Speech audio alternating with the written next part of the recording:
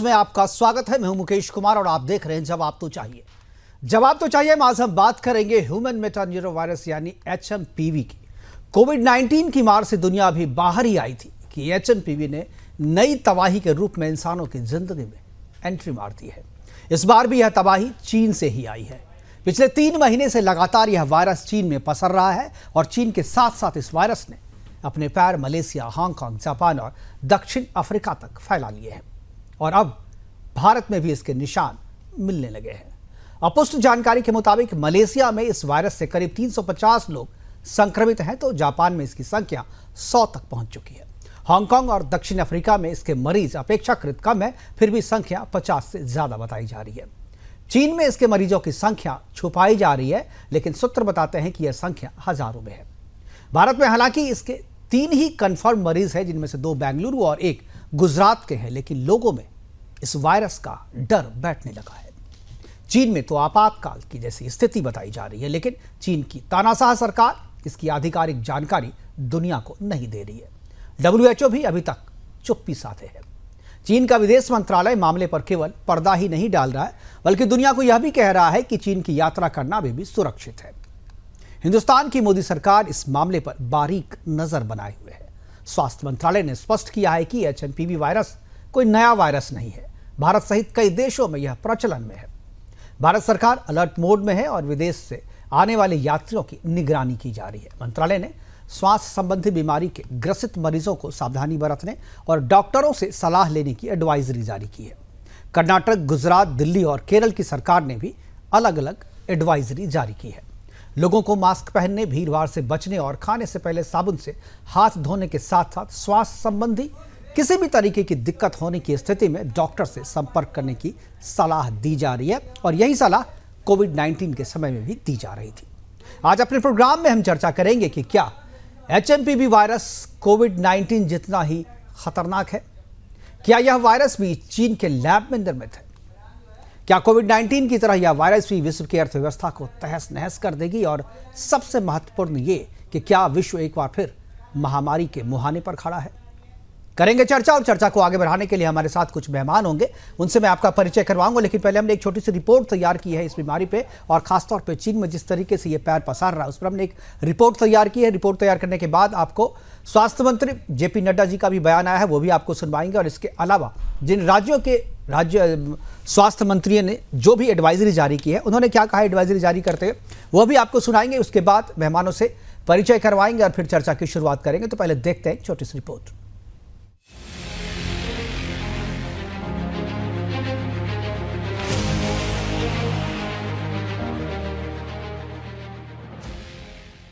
कोविड-19 से भी भयानक महामारी, कोरोना से भी कहीं ज्यादा खतरनाक वायरस चीन में अपनी तबाही का सितम बरपाने के बाद अब हिंदुस्तान की धरती पर प्रवेश कर चुका है, जिसकी न कोई दवा है न वैक्सीन।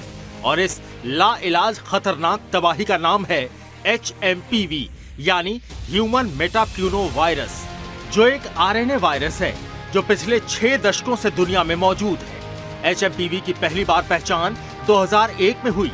तब नीदरलैंड के वैज्ञानिकों ने HMPV का पता लगाया। HMPV पैरामाइक्सोविरिडे परिवार का वायरस है। अन्य वायरस की तरह ये भी संक्रमित लोगों के खांसने, छींकने के दौरान उनके करीब रहने से फैलता है, जो मुख्य तौर पर बच्चों, कमजोर प्रतिरोधक क्षमता वाले लोगों और बुजुर्गों पर असर डालता है। HMPV आमतौर पर सर्दी जैसे लक्षण पैदा करता है। इससे खांसी, गले में खराश, सांस की तकलीफ और रैशेस जैसी समस्या हो सकती है। इसका सबसे कॉमन लक्षण खांसी और बुखार है। HMPV फेफड़ों में ऑक्सीजन ले जाने वाली नली में सूजन पैदा कर सकता है। ये फेफड़ों में पानी भरने जैसी गंभीर स्थिति पैदा कर सकता है। इस वायरस के कारण ऊपरी और निचले दोनों श्वसन पथ में संक्रमण का खतरा हो सकता है। सामान्य मामलों में इस वायरस का असर 3 से 5 दिन तक रहता है। HMPV के इलाज के लिए कोई निर्धारित दवा या बचाव के लिए कोई वैक्सीन नहीं है। केवल लक्षणों के आधार पर इसका इलाज किया जाता है।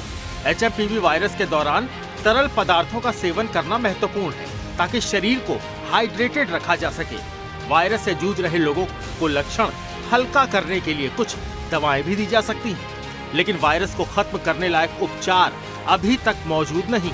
वहीं भारत में इस खतरनाक महामारी की बात करें तो आज 6 जनवरी को 3 केस सामने आए। पहला केस कर्नाटक में 8 महीने का बच्चा, दूसरा केस कर्नाटक में 3 महीने की बच्ची, तीसरा केस गुजरात में 2 महीने का बच्चा, जिनमें एचएमपीवी का संक्रमण मिला है। भारत में जारी एचएमपीवी के प्रकोप और इसकी चिंताओं को देखते हुए भारत सरकार और स्वास्थ्य मंत्रालय ने अपनी ओर से प्रेस नोट जारी किया है। वहीं एचएमपीवी के कर्नाटक में बढ़ते प्रकोप को देखते हुए संक्रमण को रोकने के लिए राज्य सरकार ने भी एडवाइजरी जारी कर दी है। Bureau report, Sudarshan news.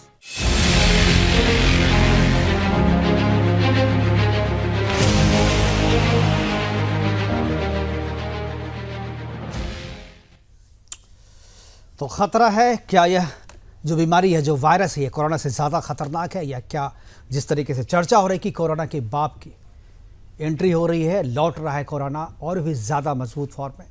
करेंगे चर्चा, लेकिन चर्चा से पहले जो प्रतिक्रियाएं आई हैं एक बार उसको सुना देते हैं आपको। Health experts have clarified that HMPV virus is not a new virus. It was first identified in 2001 and it has been circulating in the entire world since many years. HMPV spreads through the air by way of respiration. This can affect persons of all age groups. The virus spreads more during the winter and the early spring months.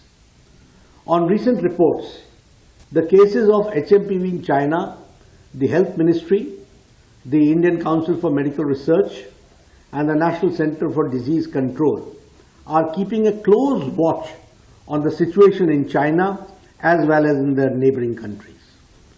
WHO has taken cognizance of the situation and will share their report shortly with us.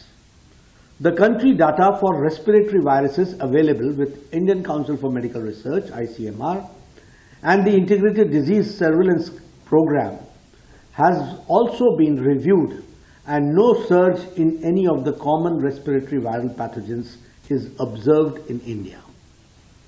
Joint Monitoring Group meeting was held under the chairmanship of Director General for Health Services on 4th of January 2025 to review the situation. The health systems and surveillance networks of the country remain vigilant, ensuring the country is ready to respond promptly to any emerging health challenges. There is no reason to worry. We are closely monitoring the situation. इन दिनों, सर्दी के दिनों में respiratory virus infections होते हैं और हमारे hospitals और इंस्टीट्यूशंस इनको हैंडल करने के लिए तैयार हैं। बेड्स की भी अवेलेबिलिटी है, ऑक्सीजन वगैरह की भी अवेलेबिलिटी है। स्पेसिफिकली दवाइयाँ चाहिए नहीं होती बिकॉज इसके अगेंस्ट कोई स्पेसिफिक एंटीवायरल ड्रग्स है नहीं। कोविड के टाइम पे भी जो डूज एंड डोंट्स जो दिए गए थे, उस हिसाब से ये संक्रमण जो फैलता है तो वो ऐसे छींकने से या हवा से, फिर बहुत सारे हाथ धोना है, किसी के संपर्क में जिसको भी हुआ है तो उससे नहीं आना है, वगैरह वगैरह जो भी है वो हमें उसका पालन करना है। एसओपीज और जो गाइडलाइन है, क्या क्या करना है, क्या क्या नहीं करना है, वो राज्य सरकार की ओर से ये एसओपी भी जारी होगी। Found in 2 children. Immediately after seeing this, I talked to Mr. Dinesh Gundu Rao, who is in charge of the health department, and he responded quickly and he took up a meeting with the department, and whatever decision he takes, the government will implement it, and the government will take all precautionary measures to implement and to prevent the disease. Influenza-like illness, that is respiratory illnesses. In that, 1% of the illnesses normally are due to this HMPV virus. So it's a very normal thing, and it is not there is no fatalities in this, and people get it, and they are affected for a few days, and it passes on. So that is what is this HMPV that has been detected even in Bangalore Baptist Hospital. It's the same thing. So there's nothing new, nothing to panic, nothing to worry. तो चिंता करने की कोई बात नहीं है, panic होने की ज़रूरत नहीं है, लेकिन कोविड-19 की मार झेल चुके या स्थिति, भयावह स्थिति देख चुके लोग लोगों की नेताओं के बयान पे उनको विश्वास नहीं है, लोगों में डर है और हमारे पास इस तरीके के मैसेजेस आ रहे हैं जिस तरह से लोगों ने कह रहे हैं। इसीलिए आज हम ये प्रोग्राम कर रहे हैं ताकि आपके मन से डर निकाला जा सके। इस डर को निकालने के लिए हमारे साथ दो विशेषज्ञ डॉक्टर हमारे साथ हैं। डॉक्टर मनोज कुमार हैं, ENT विशेषज्ञ हैं और सर्जन हैं, थोड़ी देर में हमारे साथ जुड़ेंगे। इसके अलावा डॉक्टर राजीव कक्कर हैं, पल्मोनोलॉजिस्ट हैं हमारे साथ, वो हैं। और इसके अलावा आकाश जिंदल जी हैं, ग्लोबल अर्थशास्त्री हैं। ग्लोबल अर्थशास्त्री आकाश जिंदल जी को मैंने इसलिए जोड़ा है क्योंकि कोविड-19 के दौरान जब हम लोग चर्चा कर रहे थे तो उसका असर अल्टीमेटली कुछ भी अगर देश दुनिया में होता है तो असर जो है अर्थव्यवस्था पे ही होता है। इसलिए अर्थव्यवस्था को किस तरीके से उसकी सेहत को सही किया जा सके, सही रखा जा सके, उसके लिए क्या प्रिकॉशन लेना चाहिए, इसके लिए हमने आज आकाश जिंदल जी को भी जोड़ा है। लेकिन शुरुआत में डॉक्टर राजीव कक्कर जी से करना चाहूँगा। डॉक्टर साहब, शुरुआत जिस तरीके से कोरोना के दौरान हुई थी, कोविड-19 के बाद जिस तरीके से हम करते उसी तरीके के लक्षण पाए जा रहे हैं इसमें भी, और उसी तरीके की बात की जा रही है। हालांकि सभी तरीके से सरकार भी कह रही है कि डरने की कोई बात नहीं, पैनिक होने की ज़रूरत नहीं है, 4-5 दिन में ये वायरस है, सामान्य वायरस है। और पहले से, जैसा कि अभी JP नड्डा ने अभी भी बयान दिया है कि ये सामान्य वायरस है और पहले 2001 में ही आइडेंटिफाई कर लिया गया था और इसमें डरने की कोई ज़रूरत नहीं है। एज ए डॉक्टर आपको क्या लगता है कि सही में डरने की ज़रूरत नहीं है, और अगर डरने की ज़रूरत नहीं है तो लोग इतना पैनिक नहीं हो, इसके लिए क्या किया जाना चाहिए? बिल्कुल सही है कि ये एक वायरस है और एक नॉर्मल फ्लू वायरस है, H1N1 की तरह ही है और इन्फ्लुएंजा वायरस है। और ज्यादातर 80 से 90% केसेस में वो निकल जाता है, कफ कोट सामान्य बुखार की तरह निकल जाता है और आपको मालूम भी नहीं पड़ेगा कि इन्फ्लुएंजा हुआ है, वायरल हुआ है। केवल प्रिकॉशन की ये जरूरत है। पिछली बार कोविड में हम लोगों ने देखा था कि सितंबर अक्टूबर में थोड़ा थोड़ा इन्फेक्शन दूसरे कंट्रीज में होना शुरू हुआ और जनवरी फरवरी में इसका एक पीक आ गया और वो एक बहुत ज्यादा रूप में आपके रेस्पिरेटरी सिस्टम को अपने इन्वॉल्व करा है और पूरी दुनिया 2 साल के लिए बिल्कुल थम सी गई थी। लेकिन अभी जो वायरस है उसकी इन्फेक्टिविटी तो ज्यादा है और इस बार जो हम लोग को 3 केसेस मिले हैं, ज्यादातर बच्चों में मिले हैं और ये वायरस ज्यादातर उन लोगों में इफेक्ट करता है जो कि इम्यूनो कॉम्प्रोमाइज्ड हो, डायबिटिक हो, रीनल ट्रांसप्लांट या किडनी ट्रांसप्लांट के पेशेंट हो, जिनको सांस से संबंधित बीमारियां हो या स्टेरॉइड्स के ऊपर हैं, जिनकी प्रतिरोधक क्षमता कम है, डायबिटीज है, प्रेग्नेंट वुमेन है, ओल्ड एज में है एंड बच्चों में इस बार इस तरह के लक्षण ज्यादा मिले हैं। लेकिन डरने की इसलिए जरूरत नहीं है क्योंकि इसमें इन्फेक्टिविटी तो ज्यादा है, लोग ज्यादा संक्रमित हो रहे हैं, लेकिन नीचे निमोनिया होने की आशंका कम है। लेकिन अगर किसी को इस तरह के इन्फेक्शन हो रहा है तो सबसे बड़ी जरूरत यह है कि जिस तरह का कोविड के समय प्रोटोकॉल हम लोगों ने लिया था, हाथ धोना, कहीं सब जगह पे नाक या मुंह के अंदर अपने आंखों को टच नहीं करना और किसी भी जगह पे जाना हो, खांसी आए तो उसको मुंह को कवर करना है, आपको मास्क को कवर करना है, सोशल डिस्टेंसिंग को पालन करना है और अपनी इम्यूनिटी आपको मेंटेन रखनी है। क्योंकि अगर कोई भी इन्फेक्शन होता है इस बात पे निर्भर करता है आपकी प्रतिरोधक क्षमता यानी इम्यूनिटी कैसी है।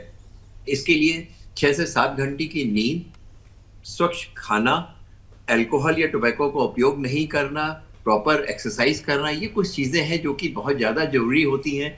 इसलिए जरूरी है कि इन सब चीजों का पालन करें और डरने की जरूरत नहीं। हाँ, एक बात बहुत जरूरी है कि बहुत जरूरत से ज्यादा गूगल के ऊपर या जो मतलब गूगल अंकल के ऊपर ना विश्वास करें और जो आपका इंटरनेट है उसके ऊपर बहुत सारी चीजें ले करके अपने आप को डिप्रेशन में मत जाए। बहुत ज्यादा पैनिक नहीं होने की जरूरत है और जो आपका व्हाट्सएप यूनिवर्सिटी है उससे बचकर जरूर रहें। बिल्कुल, स्व उपचार ना करें। इसीलिए मैंने शुरुआती दौर में ही आप जैसे विशेषज्ञों के साथ जो है मैंने ये प्रोग्राम करना चाहिए कि शुरुआत में ही लोगों को ये सचेत कर दिया जाए।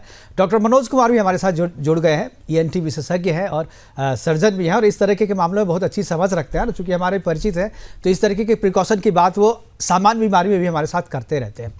मनोज जी, ये जिस तरीके से कहा जा रहा है कि ये वायरस, हालांकि उतना, जैसा कि डॉक्टर साहब ने बताया कि ये उतना ज़्यादा डरने की ज़रूरत नहीं है, लेकिन सामान्य व्यक्ति और डॉक्टर में फ़र्क होता है। डॉक्टर चीज़ों को समझते हैं और सामान्य व्यक्ति जो है पैनिक हो जाता है और ख़ासतौर पे जब चीज़ें आती है कि चाइना से आ रहा है तो एक बार कोविड की मार जो झेल चुके हैं लोग, उनको लगता है कि ये चाइना से वायरस है उतना ही खतरनाक होगा। 2 चीज़ें मैं आपसे पूछूँगी, ये कितना खतरनाक है ये तो बता चुके हैं, मैं आपसे जानना चाहूँगा कि सामान्य फ्लू, सर्दी के जो लक्षण है वैसे ही लक्षण उसमें और इस वायरस में किस तरीके से अंतर किया जाए कि ये सामान्य फ्लू है या ये MPV जो वायरस है ये उसके लक्षण है, कैसे अंतर करें लोग? देखिए, सामान्य फ्लू जिसको आप कहते हैं वो भी एक वायरल ही है बीमारी, जी। और ये भी वायरल है, तो ऐसे फर्क करना तो एक आम आदमी के लिए बहुत मुश्किल है, इवन डॉक्टर्स के लिए भी मुश्किल है, जब तक कि इसकी पूरी जांच ना हो। और जांच जनरली पेशेंट्स में करते नहीं है, जो हॉस्पिटलाइज्ड पेशेंट्स हैं उन्हीं में जांच करने की जरूरत पड़ती है, जो हॉस्पिटलाइज्ड हैं और बहुत सीरियस कंडीशन में। आमतौर पर सिर्फ क्लिनिकल एग्जामिनेशन करके ये फर्क नहीं बताया जा सकता कि ये कॉमन फ्लू है या ये HMPV की वजह से है। तो सामान्य लक्षण से एक चीज़ तो इसमें हॉस्पिटलाइजेशन की ज़रूरत कब पड़ती है? हॉस्पिटलाइजेशन की जरूरत, देखिए हॉस्पिटलाइजेशन तो कोई भी पेशेंट जब सीरियस होता है, और जैसे हमारे यहाँ जैसे हर दवाइयाँ अपने इंडिया में जो है वो ओवर द काउंटर अवेलेबल हैं, तो पेशेंट तो पहले खुद ही इलाज अपना शुरू कर ही देते हैं। लेकिन फिर भी जब हमारे पास पेशेंट्स आते हैं और जो लक्षण पहले डॉक्टर साहब बता चुके हैं उनके लक्षण होते हैं, और साथ में अगर उसके आगे ब्रीदिंग डिफिकल्टी अगर होती है, जैसे जिसको हम अपने टेक्निकल लैंग्वेज में रेस्पिरेटरी डिस्ट्रेस भी कहते हैं, तो इसका मतलब है कि वो पूरे रेस्पिरेटरी एयरवेज में कहीं ना कहीं बहुत ज़्यादा इफेक्ट कर रहा है। वो चाहे लैरिंक्स को करे, ट्रैकिया को करे, लंग्स यानी कि फेफड़ों को करे। तो जब किसी में बहुत ज़्यादा सीरियसनेस हो जाती है और जो एंटीबायोटिक्स हम यूज़ करते हैं उससे वो रिस्पॉन्ड नहीं करता है, क्योंकि वायरल बीमारियां एंटीबायोटिक से रिस्पॉन्ड नहीं करती। तो अगर एंटीबायोटिक देने से भी रिस्पॉन्ड नहीं करे और फिर हम अगर उसके बलगम की जांच करवाते हैं, जैसे कल्चर सेंसिटिविटी करवा के देख लिया कोई बैक्टीरिया है नहीं है, और अगर फिर भी रिस्पॉन्स नहीं मिलता है दवाइयों से, तो फिर हमें उस वायरस का टेस्ट करवाना चाहिए। कितने दिनों तक ये लोग करें? 2 दिन, 3 दिन, कितने दिन तक आदमी को इंतजार करना चाहिए सामान्य दवा का? या इंतजार की बात नहीं है, बात सीरियसनेस की है, सीवियरिटी की है। इंतजार की बात नहीं है, बात है मान लीजिए अगर किसी को डे 1 में वैसे कम होता है, लेकिन अगर डे 1 में सीवियरिटी बहुत ज्यादा है और 24 आवर्स के अंदर अगर हमें रिस्पांस नहीं मिल रहा है, इवन पार्शियल रिस्पांस नहीं मिल रहा है, तो हमें जांच जरूर करवानी चाहिए कि क्यों ऐसा हो रहा है। बिल्कुल जांच करानी चाहिए, और ख़ासतौर पे जैसा कि डॉक्टर साहब ने कहा कि व्हाट्सएप यूनिवर्सिटी से बच के रहना चाहिए और अपना इलाज गूगल पे नहीं खोजना चाहिए। ये बहुत अच्छी बात कही डॉक्टर साहब ने। अब मैं आकाश जिंदल जी के पास जाऊंगा। आकाश जी, ये तो व्यक्ति के सेहत की बात होगी, अब जरा अर्थव्यवस्था की सेहत की बात कर लेते हैं, क्योंकि सबसे ज़्यादा कोई भी महामारी, कोई भी बीमारी फैलती है तो उसका असर जो है अर्थव्यवस्था पे भी होता है, और अर्थव्यवस्था की चर्चा जो है लोग बाद में करते हैं। हमने सोचा कि इसको शुरू में ही कर लिया ताकि जिस तरीके का प्रिकॉशन जो है हम हेल्थ के बारे में लेते हैं, अर्थव्यवस्था के बारे में लिया जा सके। तो अगर महामारी जैसी स्थिति अभी तो नहीं है जैसा कि डॉक्टर साहब भी बता रहे हैं, लेकिन मान लीजिए अगर इस तरीके की स्थिति हो, हालांकि एडवाइजरी जो है डॉक्टर जो सरकार जो है बहुत सारी चीज़ें छुपा करके बोलती है। चीन में तो बिल्कुल आधिकारिक तौर पर कोई बयान ही नहीं दिया जा रहा है। WHO ने अभी तक मुंह नहीं खोला है, हालांकि अभी JP नड्डा जी कह रहे थे कि बातचीत हुई है और अब वो जो है अपनी रिपोर्ट कुछ दिन में बताएंगे, देश विश्व के सामने रखेंगे।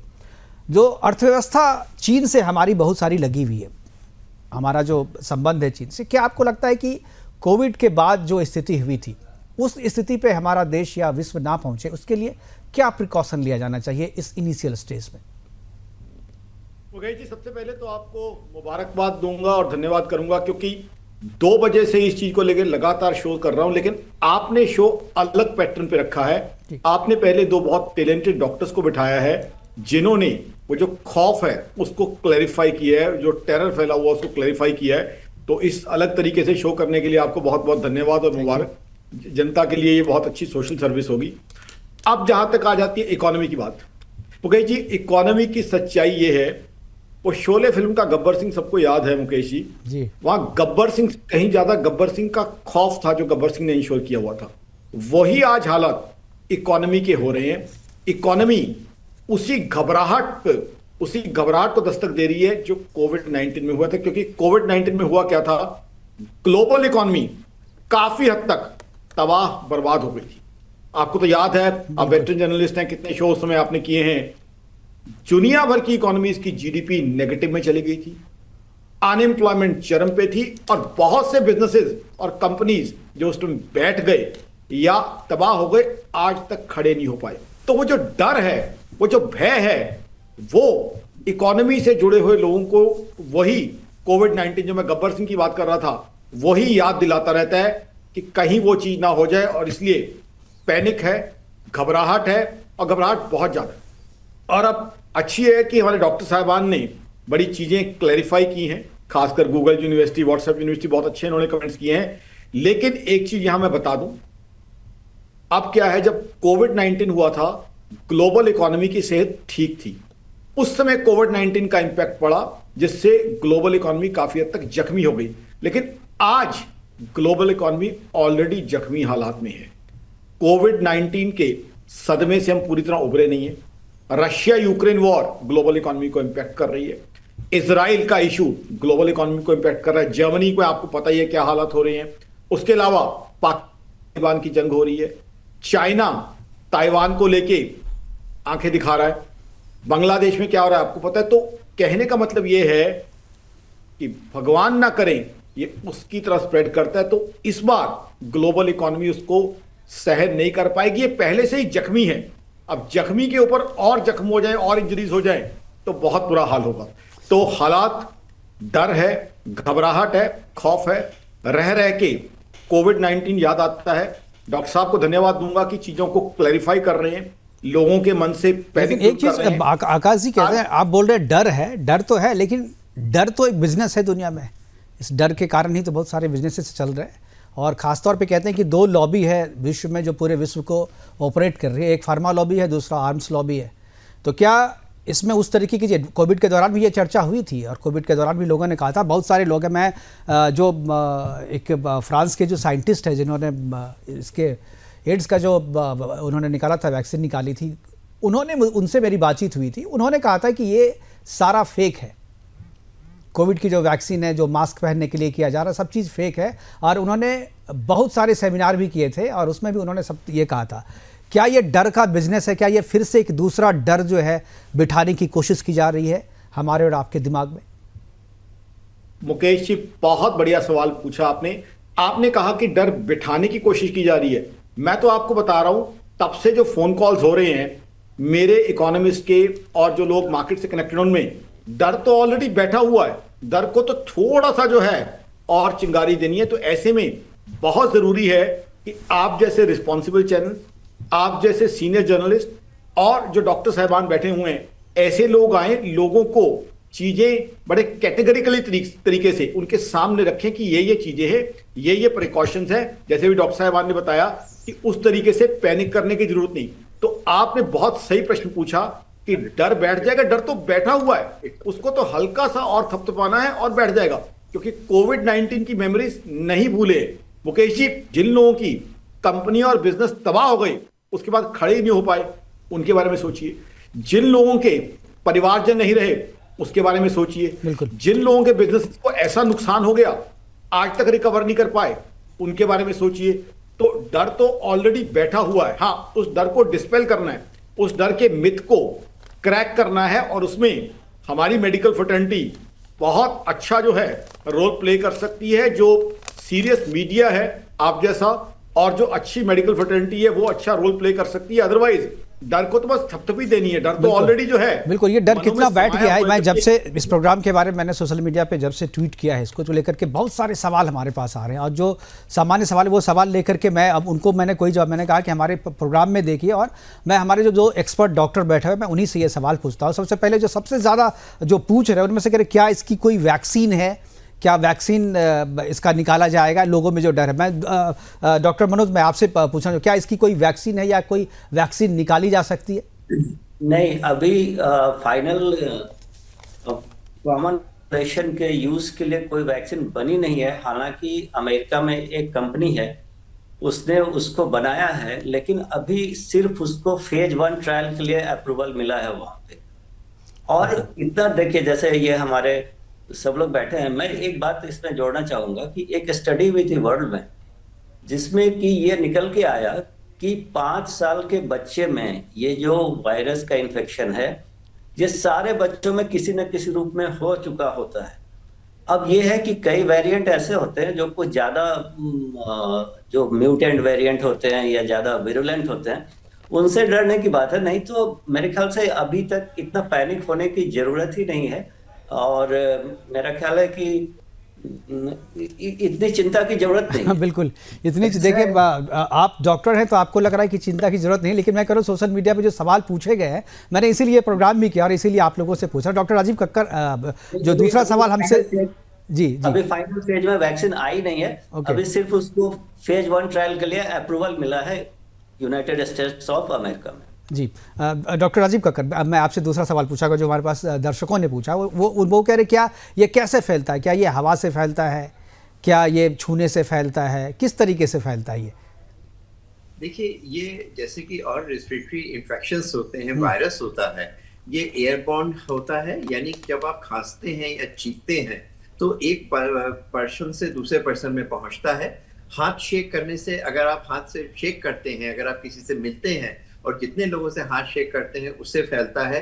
कहीं कंटामिनेशन जगह पर है, जहां पर आप हॉस्पिटल गए या ऐसे पब्लिक प्लेस में गए जहां पर ये वायरस है, वो आपकी बॉडी में, आपके कपड़ों में चलकर आया, आपके बालों में गया, आपके मोबाइल पे गया और वो जो घर ला करके औरों के टच में आता है तो उससे ये फैलता है। ये बहुत ज्यादा समय तक नहीं सर्वाइव करता है। अगर डायरेक्ट सनलाइट है या फिर इस तरह से होता है, वेंटिलेटेड एरिया है, वहां पे इसका सर्वाइवल मुश्किल होता है। तो ज्यादातर ये जैसे कि कोविड होता है, इन्फ्लुएंजा होता है, वो वायरस एक पर्सन से दूसरे पर्सन में नाक के द्वारा सांस के अंदर जाता है, फेफड़े के अंदर जाता है और वहां से वो स्प्रेड करता है। इसलिए ये जरूरी है कि जो कोविड का प्रोटोकॉल है उसको संभाला जाए। जिसको अगर हल्का सा भी इन्फेक्शन है, कफ कोल्ड भी है, तो जो आदमी पब्लिक प्लेस में जा रहा है वो तो मास्क का उपयोग करे ही करे, लेकिन सबसे जरूरी चीज ये है कि जो आदमी को हल्का सा भी जुकाम या खांसी है वो अगर अपने आप को प्रोटेक्ट कर ले, अपना मास्क लगा ले, तो कम से कम 15 से 20 लोगों को बचा सकता है।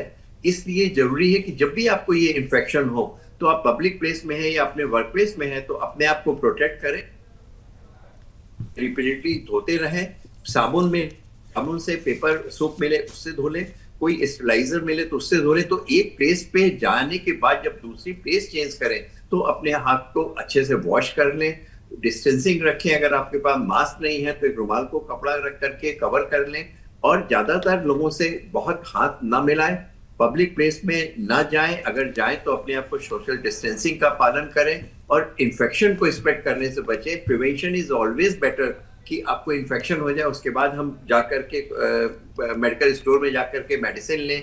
ज्यादातर अगर आपको कोई दिक्कत है, छोटे मोटे अगर खांसी है, बुखार आ रहा है, जुकाम हो रहा है, तो आपको डरने की कोई जरूरत नहीं है। लेकिन अगर आपको सांस लेने में दिक्कत हो रही है, ऑक्सीमीटर में सैचुरेशन आपका 2 डिजिट या 3 डिजिट से ज्यादा फॉल कर रहा है सडनली, तो आपको एक क्वालिफाइड प्रैक्टिशनर से, प्राइवेट प्रैक्टिशनर से कंसल्ट करना चाहिए, स्पेशलिस्ट से मिलना चाहिए, उसकी राय लीजिए, न कि एक मेडिकल स्टोर में जा करके खांसी जुकाम की दवाई लें। ओवर मेडिकेशन, अंडर मेडिकेशन, सारी चीजें हार्मफुल होती हैं। बहुत ज्यादा दवाइयों की भी जरूरत नहीं है। अक्सर हम ये लोग देखते हैं कि कफ सिरप लोग ऐसे ही लेते हैं, उसको दवाई न समझ कर केवल पूरी शीशी मुंह के फेल लेते हैं। ये सारी चीजें ना करें। बिल्कुल, लोगों को बिल्कुल डॉक्टर, एक जो सवाल मेरे पास आया है, मुझे सुन के हंसी भी आ रही है, लेकिन मैं चूंकि आया तो मैं पूछ लूँ आपसे। ये कह रहे हैं कि क्या ये, जैसे कि कहा जा रहा है कि ये बच्चों और बुजुर्गों को ज़्यादा इन्फेक्ट करता है, तो क्या जवान इससे और प्रभावित रहेंगे? इसका प्रभाव जवान लोगों पे नहीं पड़ेगा?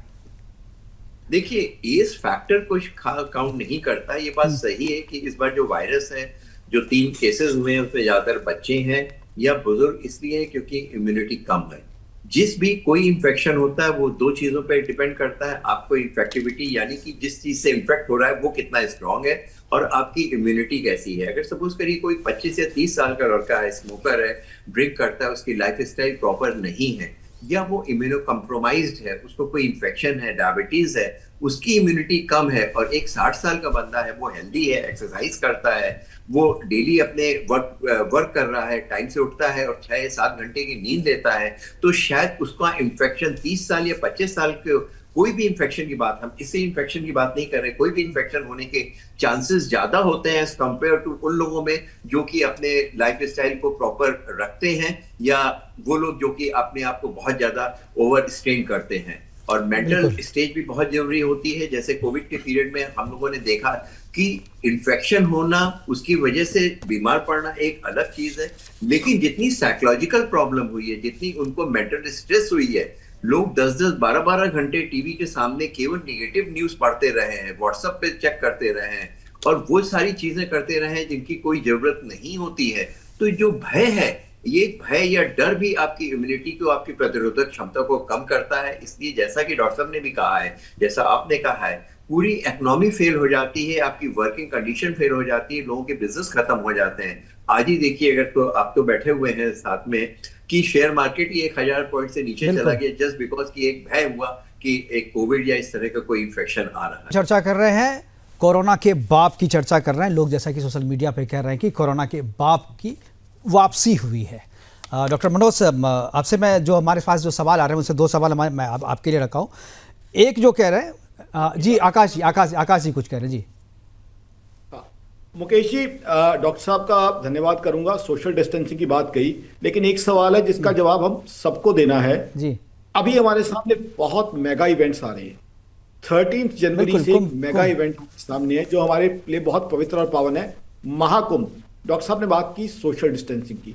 40 करोड़ लोगों ने दुनिया भर से एक जगह पे इकट्ठा होना है। दूसरा, हमारे सामने 13 जनवरी को लोहड़ी का त्योहार आ रहा है, जो पंजाब, हरियाणा, दिल्ली में करीब 70-80 लोग एक जगह इकट्ठे होते हैं, लोहड़ी सेलिब्रेट करते हैं। Then when we talk about Delhi metro is the vehicle which carries the entire Delhi. और दिल्ली मेट्रो में जिस दिन मेरा ड्राइवर नहीं होता, 1-2 बार मैंने ट्रेवल किया है, तो देखता हूं सोशल डिस्टेंसिंग छोड़िए, हालत ये हो रही है कि लोग गुत्थम गुत्था हो रहे होते हैं। तो डॉक्टर साहब अपनी मेडिकल एडवाइस दे रहे हैं। I have high respect for doctors, but आज मुकेश जी हमें सोचना पड़ेगा कि social distancing, with lot of respect and due regards to doctors, कि सोशल डिस्टेंसिंग डॉक्टर साहब ने कह दिया, प्रैक्टिकली जो इवेंट्स हमारे सामने आ रहे हैं, महाकुंभ, लोहड़ी, 26 जनवरी हमारे लिए बड़ा इंपॉर्टेंट डे है, और मेट्रो जैसी जगह जिसपे सारी दिल्ली ट्रेवल करती है, फिर मुंबई लोकल, तो ये सोशल डिस्टेंसिंग प्रैक्टिकली किस तरीके से होगा, क्या इसके लिए बहुत सारी सख्ती लानी पड़ेगी, और सख्ती वो किस तरीके से इम्पैक्ट करेगी? तो एडवाइस ही कर सकते हैं बाकी देश को। बिल्कुल, इसका जवाब मुझे लगता है आपने जो सवाल किया है सरकार को जवाब देना चाहिए। डॉक्टर तो आपको यही कहेंगे precaution is better than cure, तो आप प्रिकॉशन लीजिए, सोशल डिस्टेंसिंग मेंटेन कीजिए। लेकिन हमारे पास जो सवाल है, एक है सवाल डॉक्टर मनोज के लिए कि दीर्घकालीन प्रभाव क्या पड़ता है, यानी आज एक बार, और एक सवाल और है कि अगर एक बार ये संक्रमण हो जाए तो क्या इसके दोबारा होने का भी खतरा रहता है? देखिए, कोई भी वायरल डिजीज अगर एक बार हो जाता है तो वो सर्टेन टाइम के लिए इम्यूनिटी देता है। ये चीज हमने कोरोना के टाइम में बिल्कुल नहीं देखा। मेरे पास ऐसे कई पेशेंट्स आए जिनको एक बार कोरोना हुआ, फिर वैक्सीन लिया, फिर भी दोबारा कोरोना हो गया। तो वो जो एक इम्यूनिटी प्रोवाइडेड होती है नेचुरल इन्फेक्शन से, वो टाइम बाउंड होता है। और क्योंकि अभी इस पे जो अभी जिस वायरस की हम लोग बात कर रहे हैं उस पर बहुत ज्यादा रिसर्च हुआ नहीं है, क्योंकि इसको अभी उतना सीरियसली लिया नहीं गया था अभी तक। इसलिए अभी बहुत सारे सवालों के जवाब जो है जब फर्दर रिसर्च होगा उसी पे मिलेंगे। बिल्कुल, जब तक रिसर्च पूरा नहीं होगा तब तक ये कहानी रहती है। एक जो सवाल और लोग कह रहे हैं कि चीन से ये वायरस आया है, लेकिन अभी जो गुजरात में जो बच्चा आएगा, डॉक्टर अजीम कक्कर जी, मैं आपसे ये सवाल पूछना चाह रहा हूँ कि चीन में जो जिस बच्चे को ये वायरल हुआ है वो उसका किसी भी तरीके का कोई ट्रैवल का कोई हिस्ट्री ही नहीं है, तो फिर इसको चीन से आयातित कहना क्या ठीक है कि ये वायरस चीन से आया है? जैसा कि अभी जेपी नड्डा जी कह रहे थे, ये तो बहुत 2001 से ही जो है विश्व के दूसरे देशों में भी पहले से ही है। क्या चीन से संबंध जोड़ना सही है ये इस वायरस का? चीन में डिटेक्ट हुआ, और एक चीन में कोई भी वायरस आता है तो हम लोग पिछले 3 या 4 साल से देख रहे हैं कि चीन ही उसका एक स्रोत मिलता है। लेकिन ये बात ठीक है कि वो लोग सोशल आप मूव नहीं कर रहे हैं, लेकिन ये जरूरी नहीं है कि जो 3 केसेस है वही है। अगर हम लोगों का इन्वेस्टिगेशन ही नहीं हुआ तो हमें क्या मालूम कि उस सिटी में वहां पे कितने लोग हैं। ज्यादातर पिछली बार भी कोविड जब शुरू हुआ था तो उसकी शुरुआत मेट्रो से शुरू हुई थी, उन सिटी से शुरू हुई थी जहां पे इंटरनेशनल एयरपोर्ट है। वहां पे वो लोग जो ट्रैवलर्स थे वो बाहर गए, उनसे किसी लोगों में स्प्रेड करा, और हो सकता है 3 केसेस दिख रहे हैं लेकिन वो कई हजार केसेस हो, चूंकि ये सिम्प्टोमेटिक है लेकिन इन्फेक्टिविटी बहुत हाई है, लेकिन बहुत ज्यादा सीवियर प्रॉब्लम नहीं है। तो लोगों को फ्लू हुआ, लोगों को कफ कोल्ड हुआ, वो स्प्रेड करके स्कूल में बच्चे जा रहे हैं या लोगों से पेरेंट्स आपस में मिल रहे हैं, उनसे बच्चों में स्प्रेड हुआ और उनमें डिटेक्ट हो गया। लेकिन ये कहना कि केवल वहां से चीन से डायरेक्टली विदाउट इंटरनेशनल ट्रैवलिंग ये कैसे स्प्रेड करता है, तो ये वायरस बहुत तेजी से स्प्रेड कर रहा है और वहां से किसी और से स्प्रेड करके बच्चों में आ गया है, स्कूल से आकर के वो यहाँ पर आ सकता है। तो ये जरूरी नहीं है कि डायरेक्ट आपको कोई एविडेंस मिले कि उन्होंने ट्रेवल करा है नहीं करा है, बट ये इन्फेक्शन ऐसे भी स्प्रेड करके और लोगों से भी, स्कूल कॉलेजेस से भी होकर के आ सकता है। बिल्कुल, एक जो चिंता जो आकाश जिंदल जी ने जो चिंता जाहिर की है वही चिंता मेरी भी है। मैं चाहूँगा कि उस पर भी आप लोग कुछ अपनी राय दें कि सोशल डिस्टेंसिंग की बात अपनी करें, लेकिन कुंभ अभी आ रहा है, बाकी चीज़ों को छोड़ दें। 13 तारीख से कुंभ है, महाकुंभ, और इस महाकुंभ में जितने लोगों का जुटान होना है इसमें सोशल डिस्टेंसिंग इम्पॉसिबल है, और कुंभ में हम भी जाएंगे और भी बहुत सारे लोग जाएंगे। तो ऐसे में किस तरीके का प्रिकॉशन किया जाना चाहिए, क्योंकि आप सोशल डिस्टेंसिंग नहीं कर पाएंगे यहाँ पे और कुंभ को अवॉइड भी नहीं कर पाएंगे, आप किसी को रोक भी नहीं सकते, तो यहाँ पर किस तरीके का प्रिकॉशन लिया जाना चाहिए? देखिए, आपकी बात बिल्कुल ठीक है कि अगर कुंभ हो, कुंभ एक स्पिरिचुअल और एक इवेंट है, एक एस्पेक्ट है, और इसका दूसरा एस्पेक्ट इकोनॉमी भी है। बहुत सारी चीजें हैं, लोगों के बहुत रोजगार है, बहुत लोगों की इनकम है, करोड़ों लोगों की इनकम इसमें जुड़ी हुई है। तो इसको अवॉइड करना बिल्कुल उसी तरह है कि जैसे हम लोग फिर से एक लॉकडाउन लगा लें, लेकिन अगर हम लोग थोड़ा सा प्रिकॉशन लें, अगर हम लोग थोड़ी सी स्क्रीनिंग करें, पहले से स्क्रीनिंग का इंतजाम करें, जिसको कफ कोड है, मास्क का उपयोग करें, तो आप कुंभ तो जाइए, बहुत सारी जगह पे जो आदमी इन्फेक्टेड है उसको आप आइसोलेट कर दीजिए, उसको अंदर एंट्री मत दीजिए। अगर वो एंट्री करता भी है तो उसको वहां पे स्क्रीनिंग कर कर, अगर वो क्लीन है तो उसको आप अलाउ कर दीजिए। अगर ये पॉसिबल है, इवेंट्स को किसी को मत रोकिए। अगर इवेंट्स को आप रोकते हैं या इस तरह से, एक तरह से इनडायरेक्टली आप कहें कि आप किसी कंट्री में लॉकडाउन कर रहे हैं, तो उसका कोई नतीजा नहीं निकलता है। जितने लोगों की मौत बीमारी से नहीं होती, जितना आपको लॉस उससे नहीं होता, ज्यादा इकोनॉमी लॉस होता है। तो लोगों की अर्निंग के ऊपर इफेक्ट नहीं आने चाहिए। लोगों को बहुत ज्यादा डर की वजह से कुछ इवेंट्स रोक दिया जाए, ये नहीं है। हो सकता है जब तक हम लोगों को 10-15 दिन के बाद तक, जब तक ये हो, ये एक अलग से निकल कर चला जाए और आपको मालूम ही नहीं हुआ है, और एक नए वायरस का नाम आ जाए, एक नया डर आ जाए और वो भी निकल के चला जाए और इतना ज्यादा सीवियर नहीं हो। क्योंकि अभी तक जितने भी इवेंट्स हैं, जितनी भी चीजें एविडेंस है, वो ये शो नहीं करते हैं कि ये बहुत फैटल है, इन्फेक्टिविटी ज्यादा है, यानी नंबर ऑफ पर्सन को इन्फेक्ट तो कर रहा है, लेकिन उनकी डे टू डे एक्टिविटी या उनके ऊपर कार्य करने की क्षमता के ऊपर कोई भी प्रभाव नहीं कर रहा है। तो इसलिए डरने की जरूरत नहीं। अगर हम देखें तो डेंगू और मलेरिया से जितना ज्यादा हार्म होता है, उतना इस वायरल इन्फेक्शन से नहीं हो रहा है। बिल्कुल, तो एक तरीके से कहें कि सामान्य चीज़ को बढ़ा चढ़ा करके बता देने से एक पैनिक जो क्रिएट करने की कोशिश की जा रही है, और इस पैनिक से ज़्यादा लोगों का नुकसान हो रहा है, वायरस से ज़्यादा ये जो डर है, इस डर से नुकसान हो रहा है।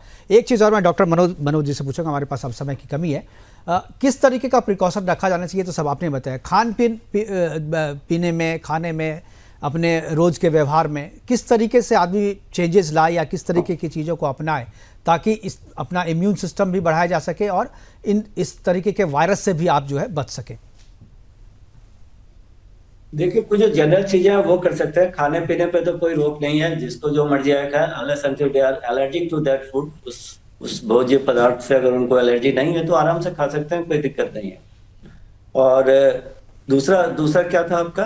मैंने कहा जो प्रिकॉशन, जैसे इम्यून सिस्टम को बढ़ाने के लिए क्या कर सकते हैं? इम्यून सिस्टम को बढ़ाने के लिए एज सच कोई ऐसी मिरेकल मेडिसिन नहीं है कि आपके इम्यून सिस्टम को एकदम से बढ़ा दे।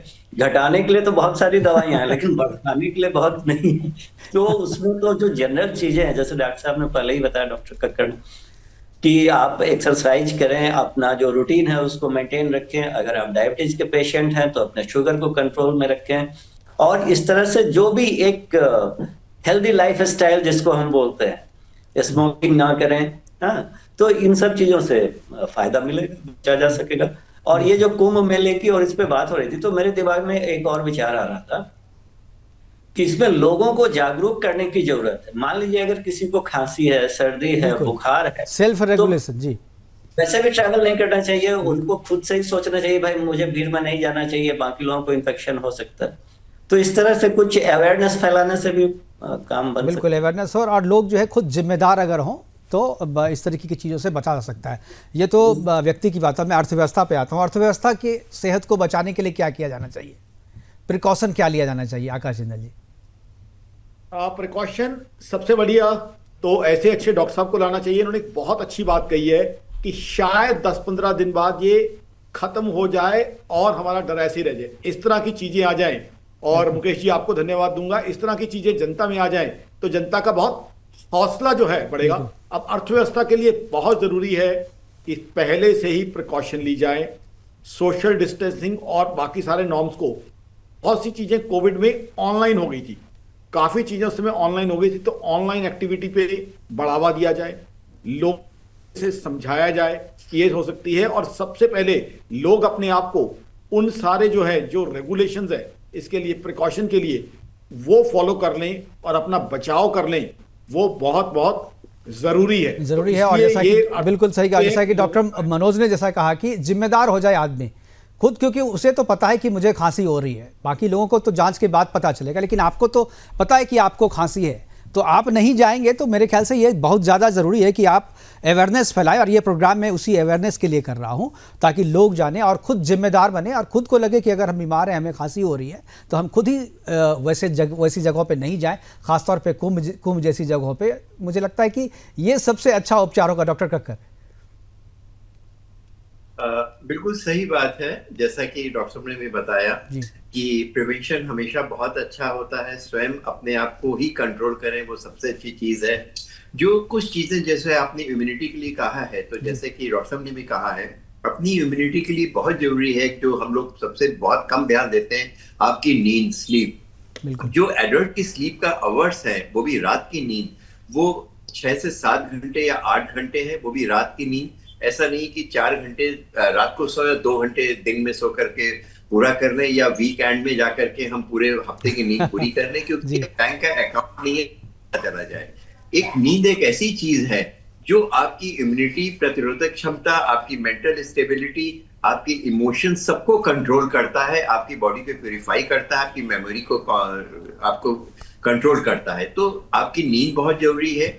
डाइट में जंक फूड का उपयोग नहीं करना चाहिए। जंक फूड की हम जब बात करते हैं तो ज्यादातर पिस्ता और पास्ता और बर्गर इन सब की याद आते हैं, लेकिन इंडियन जंक फूड भी होते हैं, जैसे समोसे हैं, खस्ते हैं, कचौड़ी है, मिठाइयां हैं, ये सारे भी जितनी भी मैदा की बनी हुई चीजें हैं, ये भी आपकी इम्यूनिटी को कम करते हैं। और ऑफ कोर्स कोई भी स्मोक से बनी हुई चीजें जिसमें टोबैको इस्तेमाल होता है, excessive use of alcohol, enjoy तो करें, लेकिन उन चीजों का उपयोग ना करें कि आपकी बॉडी की इम्यूनिटी आपकी खराब कर दे।